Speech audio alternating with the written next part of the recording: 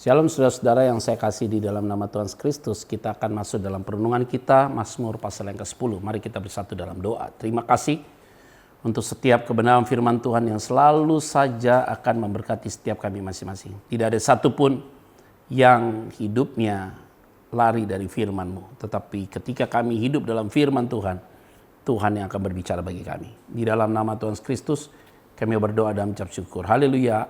Amin. Saudara, saya tahu bahwa saudara juga pasti diperhadapkan di dalam satu lingkungan yang mana semua orang itu bisa tanda kutip mereka banyak yang tidak percaya pada Tuhan. Sehingga gaya hidup mereka itu seolah-olah ingin menguji Tuhan. Nah, di dalam konteks ini kita melihat itu menjadi satu gambaran orang fasik, saudara. Di dalam firman Tuhan ini katakan bahwa pasal 10 ayat yang kedua, karena congkak orang fasik giat memburu orang yang tertindas, mereka terjebak dalam tipu daya yang mereka rancangkan. Karena orang fasik memuji-muji keinginan hatinya, ayat yang ketiga, dan orang yang loba mengutuki dan menista Tuhan. Memang kita sangat wajar sekali orang-orang fasik itu selalu memang hatinya condong seperti itu. Nah, yang paling bahaya ini adalah orang benar yang mengaku melayani Tuhan tetapi cara hidupnya seperti orang fasik. Itu yang paling bahaya sekali, saudara. Nah, kalau kita lihat ada orang-orang di sekitar kita yang selalu saja merasa dirinya paling oke dan tidak butuhkan Tuhan, saudara. Dan dia selalu memuji keinginan hatinya dia merasa bahwa dia bisa seperti ini karena Tuhan, bukan karena Tuhan, karena dirinya.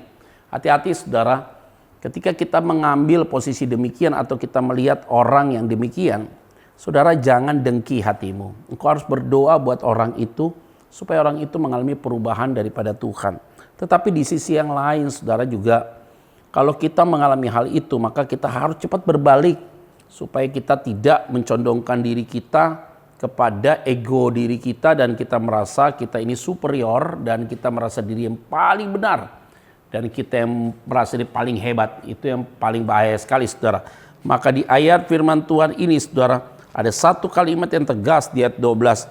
Bangkitlah Tuhan ya Allah, ulurkanlah tanganmu. Janganlah lupakan orang-orang yang tertindas. Mengapa orang fasik menista Allah? Sambil berkata dalam hatinya, engkau tidak menuntut.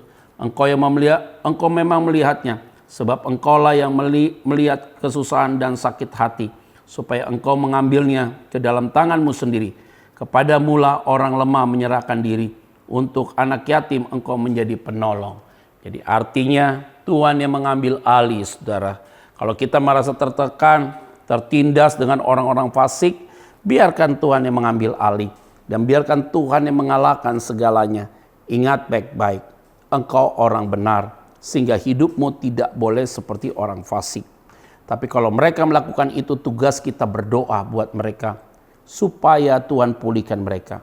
Dijauhkanlah dari pikiran-pikiran yang tidak baik dalam hidupmu dan hidupku, supaya kita bisa tetap terus menyenangkan hati Tuhan. Biarlah perenungan kita pada hari ini mengambil satu kesimpulan bahwa kita tidak akan memuji diri kita dan merasa diri kita benar, tapi kita tahu kita bisa hari ini ada seperti ini semua karena Tuhan. Mari kita bersatu dalam doa.